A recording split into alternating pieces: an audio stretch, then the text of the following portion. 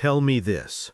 What does a traitor look like before the world discovers him? Does he still smile? Does he still speak the language of loyalty? Or does the betrayal begin quietly, hidden under the same voice that once gave hope? These questions follow the name André Grandclement like a shadow that has refused to leave him for decades. Once he was trusted with operations that carried the future of the French resistance. Once he was the man others followed in the darkest years of Nazi occupation. Yet history remembers him not as a hero, but as the man who turned that trust into a weapon, used not against the Nazis, but against his own people. And standing by him, unaware of how history would judge her, was his wife Lucette Grandclement, whose fate became tied to a crime she never chose. Their story begins with patriotism, but ends with execution, silence, and a question that still haunts scholars. Was justice served, or was it war's cruelty, disguised as justice? In the early years of the German occupation of France, resistance networks were forming rapidly. The occupation was brutal, humiliating, and suffocating, and everywhere ordinary citizens were quietly preparing to fight. Among them was André Grandclement, a man who possessed organization, intelligence, and a persuasive presence. His commitment appeared genuine, and his leadership skills quickly elevated him within the resistance in Bordeaux. He coordinated operations, managed contacts, and became a central figure in securing weapons and communication lines. The British SOE considered him a valuable ally, someone who could help shape a serious underground movement. It was not a small achievement. Positions like his were earned only through trust, effort, and proven courage. But even in the strongest walls, cracks remain invisible until too late. The turning point came when André was arrested by the Germans. They did not see just a captured resistance member. They saw opportunity.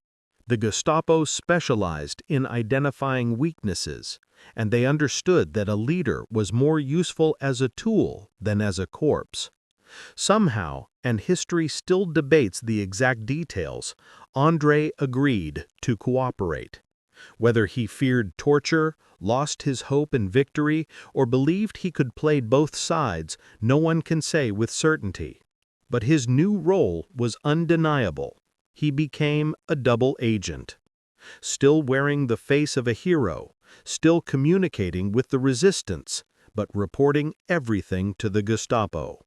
He fed names, locations, meetings, and escape routes to the Nazis, while pretending to serve the French cause. Each lie sealed the fate of men and women who trusted him completely. Entire resistance cells disappeared because of him. Arrests became sudden and precise, as if the Germans could see through walls. Dozens were captured, interrogated, tortured, and deported to concentration camps. For many, survival ended where André's betrayal began. And yet he continued to speak gently, confidently, even respectfully with the British and French, who still believed he was one of them. It is this calm, almost elegant manner of betrayal that makes him one of the most disturbing figures of the French resistance story. He didn't betray out of rage or ideology. He betrayed with calculation, as if survival mattered more than truth, trust, or honor. Through all of this, Lucette Grandclement was by his side. She was elegant, sociable, and loyal to her husband in public. But in private, she struggled with what he had become.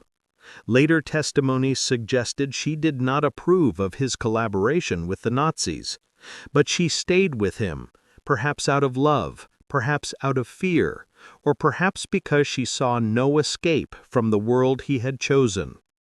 The resistance viewed her with suspicion, not because she had betrayed anyone, but because she lived in the presence of a traitor.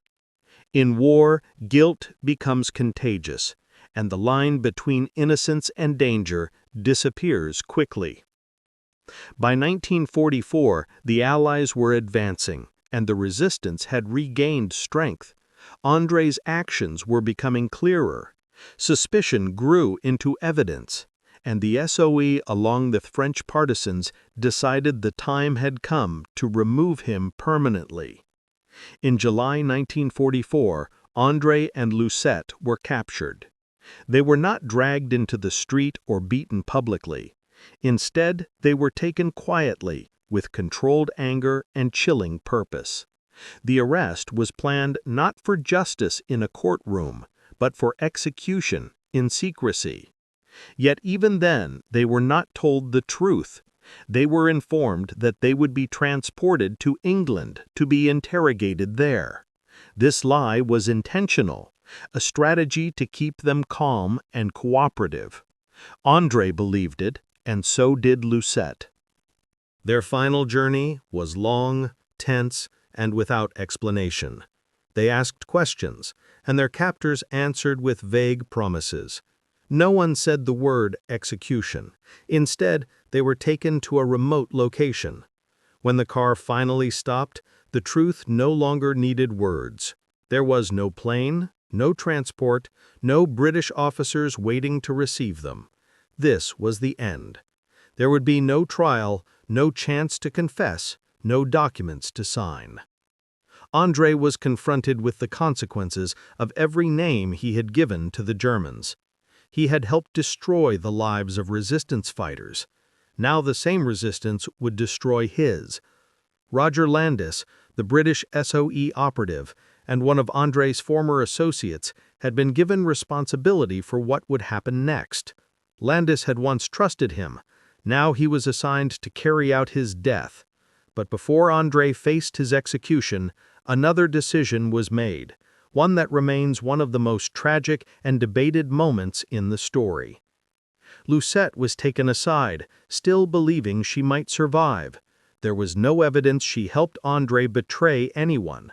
She had no proof against her, no recorded confession, and no confirmed collaboration. But the SOE considered her a security threat. If released, she could talk. She could reveal identities. She could compromise operations. The war allowed no room for hesitation. Lucette Grandclement was executed with a single gunshot fired by Roger Landis. She did not plead, and she did not confess, because there was nothing to confess. Her crime was only that she had stayed near a man the resistance could no longer afford to spare. That bullet has been debated for decades. Was it necessary? Was it cruel? Was it justice or fear? Historians still argue, but the truth is simple. She died because the war had no mercy left. Then came André. His execution was carried out not by the British, but by a French resistance fighter, someone who had once trusted him, someone who had likely lost comrades because of André's reports. There were no speeches, no final public statements, no documents, only a gun and a silence heavy with everything he had once been and everything he had destroyed. With his death, the resistance closed a chapter of betrayal, but not the questions that followed. After the war, when archives opened and testimonies surfaced, people discovered the full scale of André's betrayal. He had assisted the Gestapo directly. He had turned in friends, allies, and subordinates. He had accepted money and protection in exchange for information. And yet beneath the layers of betrayal, there remained the mystery of his motives. Why did he do it? Was it fear, ambition, survival instinct, or had he simply lost belief in the resistance cause and placed his faith in the wrong side of history? Lucette's story became even more tragic after new records showed she opposed her husband's choices and tried to influence him. Some believe she hoped he would stop collaborating. Some believe she stayed because love and war leave no easy exits. But facts remain. She never worked for the Nazis, and she was never proven guilty of espionage. Her death showed the dark truth about war.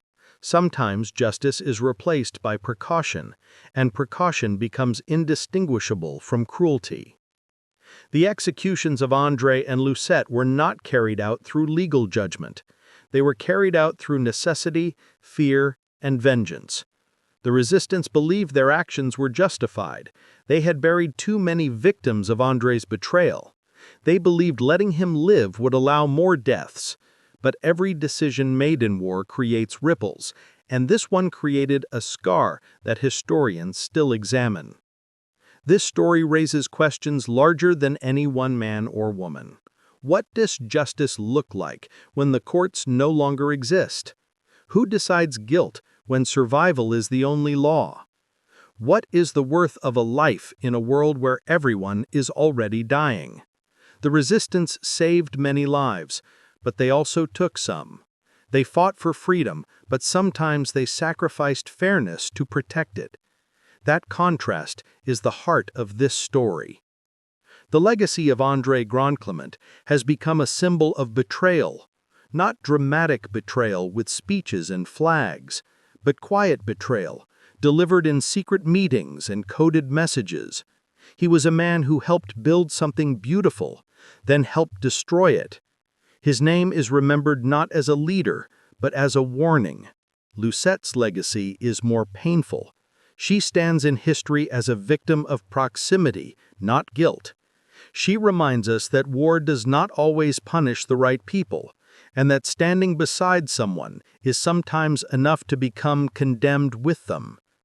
Today, the Grandclement case is studied not just in military history, but in ethics and intelligence studies. It shows how dangerous infiltration can be. It shows how movements built on trust can be destroyed from the inside. It shows how a single person's decisions can lead to the death of dozens. And it shows how resistance movements often paid moral prices no one wanted to confront in peacetime. In the end, everything comes back to one question. What does loyalty mean when survival becomes more powerful than principles? André chose survival over loyalty, and in doing so, he lost both. Lucette chose loyalty over freedom, and it cost her life. Their story ends not with glory, not with triumph, but with two bodies in silence and a lesson carved into history. Betrayal destroys more than enemies. It destroys the betrayer, and sometimes the innocent beside him. The moral remains simple and tragic. In war, the greatest danger is not always the enemy in uniform. Sometimes it is the friend who has already surrendered inside.